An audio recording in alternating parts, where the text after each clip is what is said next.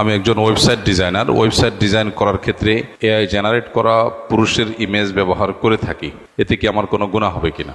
AI বা artificial intelligence এটা ব্যবহার করে যদি আপনি কোনো প্রাণীর ছবি তৈরি করেন, যে প্রাণীর অস্তিত্ব আসলে পৃথিবীর কোথাও নেই, সাধারণত কোনো নারী বা কোনো পুরুষ এর চেহারা অবয়ব নতুন একটা মানুষ ক্রিয়েট করা হয়, জেনারেট করা হয়, তো এই ক্ষেত্রে ওই যে হাদিসে নবী করিম সাল্লাল্লাহু আলাইহি সাল্লাম বলেছেন, কোনো মানুষ যখন কোনো প্রাণী তৈরি করে, সেটা প্রাণীর ভাস্কর্য হতে পারে, স্ট্যাচু ভাস্কর্য হতে পারে, অথবা এ জাতীয় কোনো কিছু হতে পারে, বা কোনো প্রাণীর ছবি যখন কেউ অঙ্কন করে, কাল্পনিক একটা ছবি অঙ্কন করলো যেটার কোনো অস্তিত্ব নেই, তো কিয়ামতের দিন তাকে বলা হবে, তুমি যে প্রাণী তৈরি করেছ, যেটার অবয়ব বা স্ট্যাচু তৈরি করেছ, এটাতে তুমি প্রাণ ফিরে দাও, প্রাণ ফুৎকার দাও। তো মানুষ তো সেটা পারবে না, তখন তাকে এর জন্য শাস্তিস্বরূপ জাহান্নামে নিক্ষেপ করা হবে। তো এখান থেকে বোঝা যায় যে কোনো প্রাণীর ছবি অঙ্কন করা, কোনো প্রাণীর কোনো অবয়ব তৈরি করা, কাল্পনিক কোনো অবয়ব তৈরি করা, এটা সুস্পষ্টভাবে গুনাহ এবং হারাম। সাধারণত আমরা যে ফটোগ্রাফিক যে সমস্ত ছবি তৈরি করে থাকি বা ছবি তুলে থাকি, সে সমস্ত ছবিতে একজন মানুষ যাকে আল্লাহ তাআলা সৃষ্টি করেছেন বা একটা প্রাণী, তার অবয়বকে আমরা হয়তো ডিজিটাল ক্যামেরায় ধারণ করি।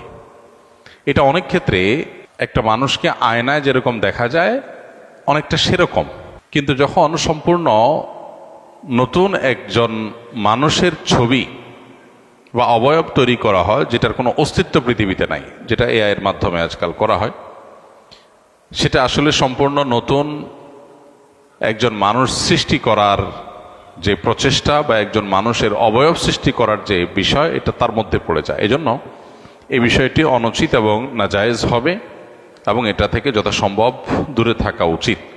কিয়ামতের আগে বহুবিধ ফিতনা পতিত হবে, যে ফিতনাগুলো থেকে হয়তো বেঁচে থাকা আমাদের জন্য কঠিন হবে। আর্টিফিশিয়াল ইন্টেলিজেন্স বা এআই আমাদের জীবনকে অনেক সহজ করে দিয়েছে, কিন্তু একজন মুসলিম কোরআন এবং হাদিস যে বিষয়গুলোকে নিষেধ করেছে, সেগুলো থেকে তিনি বিরত থেকে তারপর তার কাজ তিনি আঞ্জাম দিবেন। তা না হলে নবী করিম সাল্লাল্লাহু আলাইহি সাল্লাম যে বিষয়গুলোকে নিষেধ করেছেন, বাহ্যিক দৃষ্টিকোণ থেকে সেটার কোনো লজিক্যাল কারণ, সেটার কোনো সায়েন্স হয়তো আমাদের দৃষ্টিতে পড়ছে না বা আমাদের বুঝে আসছে না, কিন্তু তিনি যেটা বলেন আমাদেরকে নির্দেশ করেন করার জন্য, সেটা করার মধ্যে, এবং যেটা নিষেধ করেন সেটা থেকে বিরত থাকার মধ্যে আমাদের কল্যাণ আল্লাহ তাআলা নিহিত রেখেছেন। তিনি আল্লাহর রাসূল, আল্লাহ তাআলা আমাদের সৃষ্টিকর্তা হিসেবে তিনি আমাদের কল্যাণ অকল্যাণের পথ বাতানোর জন্য রাসূলকে প্রেরণ করেছেন। অতএব তার প্রতি ঈমানের দাবি হলো তার দিক নির্দেশনাগুলোকে মেনে চলা।